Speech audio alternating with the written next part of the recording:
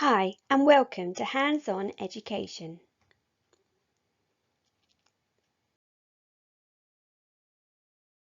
This video is about the people living in castles. Castles were designed and built to protect the people living inside. So who lived in castles?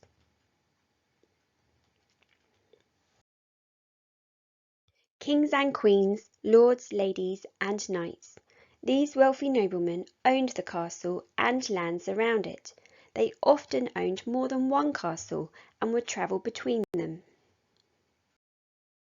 The owners of the castle would have their own private rooms to sleep and live in. The wives of these wealthy noblemen would sometimes travel with their husbands and sometimes remain in one castle.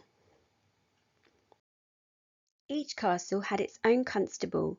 He stayed in the castle and took charge of its defence whilst the owner was away. He would have his own room to sleep in. Soldiers were needed to defend the castle. Sometimes there would be many soldiers and sometimes only a few. They would sleep together in a dormitory. Castles were very big and there were many servants to look after them. Some servant jobs were better than others.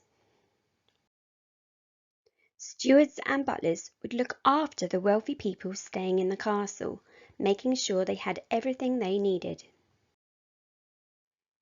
Other servants would do jobs like lighting the fires and turning the spit in the kitchen. These were dirty jobs and hard work. Lowly servants would sleep wherever they could find a space in the castle. They worked long hours for little pay and had few days off. However, they could eat the leftovers, which was better than peasant food, and for this reason many were happy to work in the castle. Jesters and entertainers would perform at castle feasts.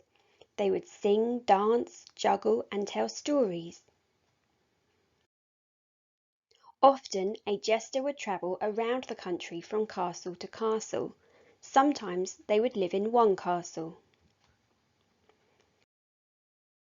For your hands-on activity, create your own castle characters.